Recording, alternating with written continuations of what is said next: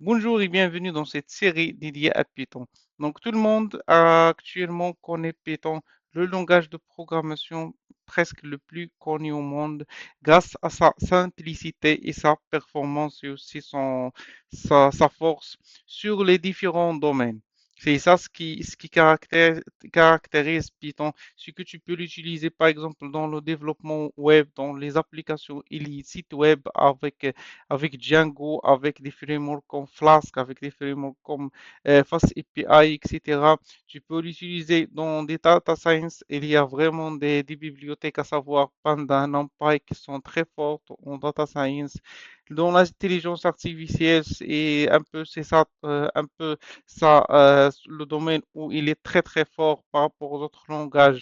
Il est utilisé beaucoup sur la machine learning grâce à ces bibliothèques qui sont très puissantes et aussi sur l'automatisation, soit sur automatisation web avec Selenium, Beautiful Soup, avec automatisation sur des applications desktop aussi, avec la bibliothèque Pywin Auto ou sur les infrastructures sur DevOps avec Ansible.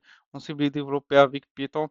Donc c'est ça la force de Python, c'est que on peut elle est vraiment puissant et on peut l'utiliser sur pas mal de domaines. Donc le programme de cette vidéo aura, donc on va découvrir un petit peu c'est quoi déjà un langage de programmation. On va donner une petite définition sur un langage de programmation. Déjà c'est quoi? Historique de Python. C'est important de comprendre un petit peu, bien de connaître un peu d'historique sur Python. Comment Python s'exécute réellement et des exemples de code sur Python.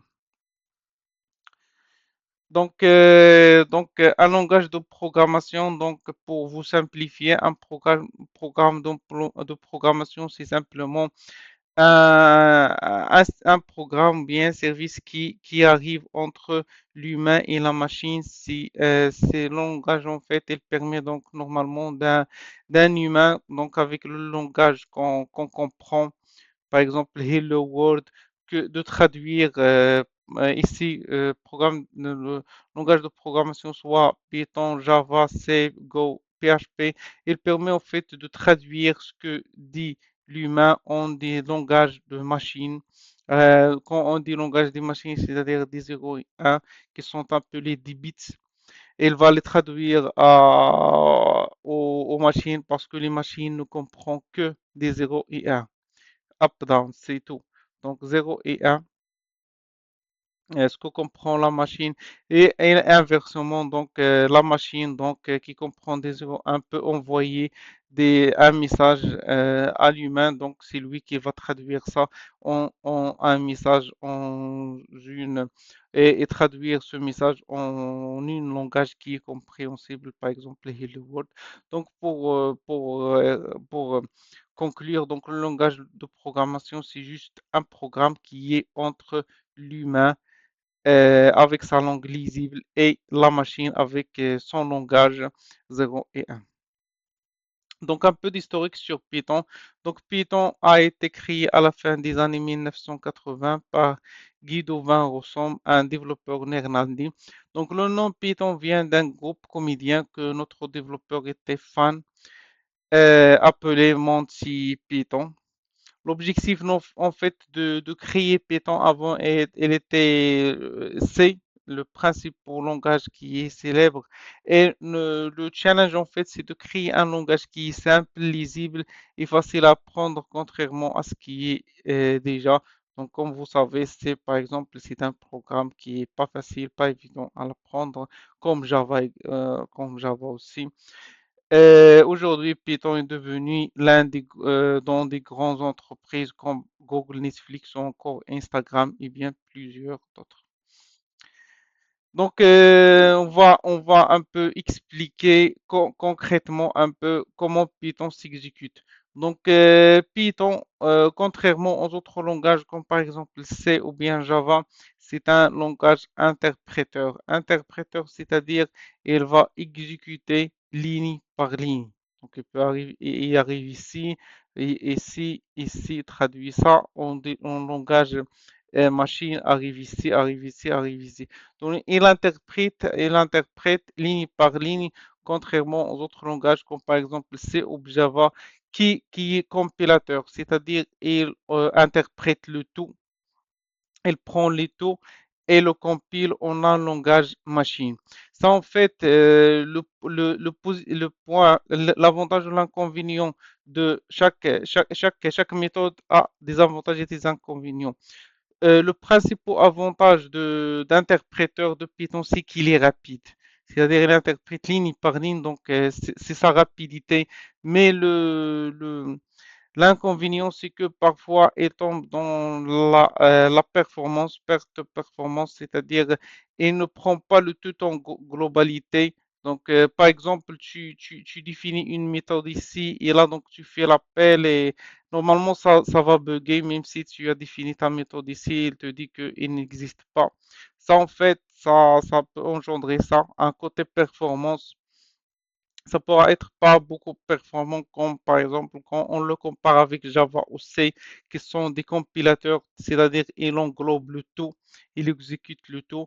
Et par contre, l'inconvénient de cette méthode-là de compilateur, c'est que il prend du temps. Donc voilà, donc on va aller sur des exemples de code de Python. Donc voilà, par exemple ici Hello World. Donc quand on écrit ici print Hello World, donc la sortie c'est que bien sûr il va nous sortir bonjour tout le monde ici. Ici par exemple les variables, ça on a utilisé des variables. On peut par exemple stocker cette variable là Mohamed. On va voir que ça c'est de type char, str, string, de type char, on la stocke sur cette variable-là. Et là, donc 25, on la stocke ici. Et après, donc, on va aller print et nom de point. Le nom ici. Ça, en fait, ça c'est pour l'affichage et on va faire virgule, le nom. Là, en fait, c'est la variable qui est ici. Et c'est quoi sa valeur? C'est Mohamed. Donc, il va nous envoyer print si en fait c'est affiché sur la console. On va voir tout ça en détail après. Donc, nom de point Mohamed, il va nous printer ici print âge de point 25. Donc, il print la valeur qui est dans cette variable-là. Et en fait, ce que fait ici derrière sur la mémoire, c'est qu'il va arriver sur la RAM, l'espace RAM, et il va créer une petit espace où il va réserver le nom égal à ça. Et âge, bien sûr, ça avec des 0 et 1, il va transformer tout ça en des 0 et 1. Et ça, Mohamed va la transformer en des 0 et 1. Ici, c'est les conditions. Ici, if âge supérieur ou égal à 18. L'âge, c'est ici, quand on voit l'âge, il est égal à 18. Donc, il est bien dans cette condition. Il est égal. Donc, il va aller ici, vous êtes majeur. Else, vous êtes un mineur. Donc, ça, c'est une condition sur âge. Else signifie si c'est pas cette condition. Donc le else de ça, c'est le contraire. Donc le contraire de âge supérieur ou égal à 18, c'est âge inférieur strictement à 18. Ça, c'est les boucles. Les boucles for, par exemple, for i in a range 5. Donc il va print si i égale. Donc là, donc normalement, il va boucler 5 fois de la valeur 0 à la valeur 4. Donc, il exclut, Python, il exclut quand on fait une range, il exclut la dernière valeur et il va faire i égale à 0, i égale à 0, i égale à 1, i égale à 2, i égale à 3, i égale à 4. Ça, en fait, on l'appelle boucle.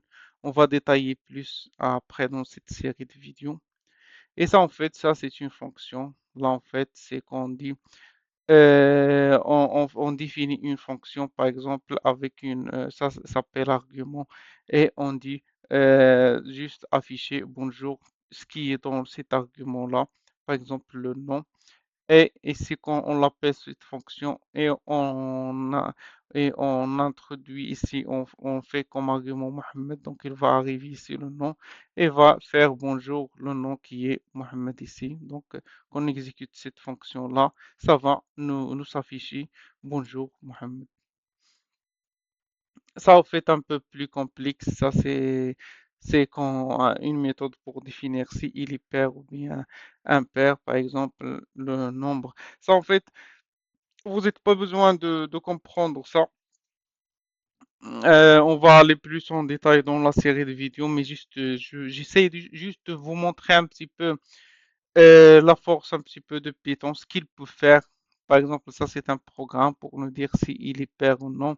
Donc c'est pour faire le reste de division sur 2 de ce nombre. S'il est égal à 0, donc c'est un nombre pair, sinon c'est false.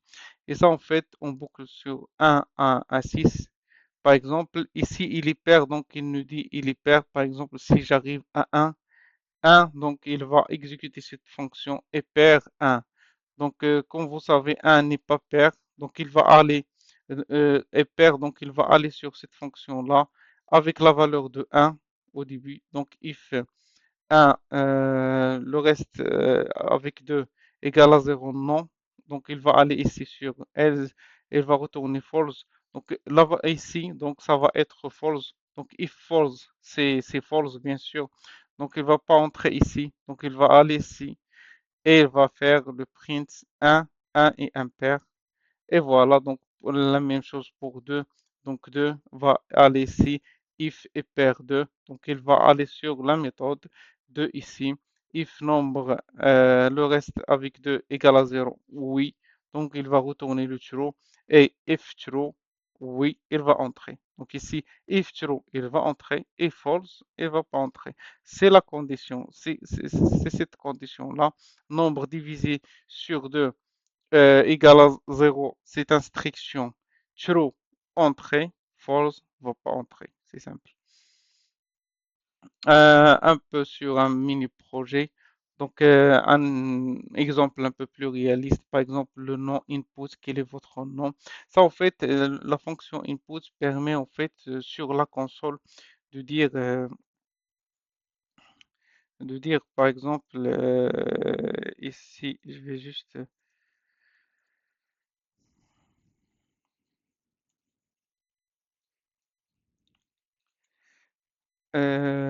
input non égal. Par exemple, de retourner, donc je partage avec vous un peu, par exemple, la console. Donc si je fais, par exemple, nom égal input, quel est votre nom?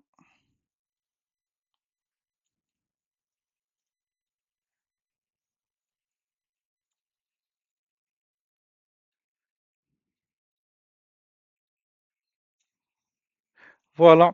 Donc quand je clique sur entrée, donc la valeur que je vais entrer ici, par exemple, Mohamed, voilà. Et si je fais X ici, non. Donc le nom, c'est la valeur de Mohamed, donc ce que j'ai entré. Donc il va me dire cette instruction-là. Et ce que j'ai entré, c'est ce qu'il va interpréter. Cette fonction, c'est native sur Python. Donc on va voir plus en détail ça. Donc même chose ici pour âge. Donc âge, input, quel est votre âge et int ça c'est pour transformer ce qu'a entré l'utilisateur en int. Int en fait c'est un integer, un nombre. Donc par défaut, ce qu'entre l'utilisateur, c'est un string, comme vous voyez ici, les deux côtes. Donc, c'est un char, comme une phrase, voilà, char avec des caractères. Et donc, nous, on le transforme en un integer, en un nombre pour pouvoir le comparer. Donc, ici, il est supérieur à 18, donc vous êtes majeur, sinon vous n'êtes mineur. Donc, on va aller plus en détail ici. Vous allez bien comprendre toutes ces instructions-là. Donc, voilà un peu ce qu'on va voir ici dans cette série. On va commencer ici par aller petit à petit. On va définir les variables et les types de données, savoir, vous allez voir, il y a les dictionnaires, les listes, les arrays, etc. Les opérateurs et les expressions, les fonctions, la gestion des erreurs et exceptions, les modules et les packages, comment créer des modules et packages et comment aussi les manipuler, la gestion des fichiers avec Python, fichiers soit JSON, soit texte, etc. La programmation orientée objet, ça c'est un grand projet, c'est très très utilisé la programmation orientée objet. Les collections avancées, modules très utilisés.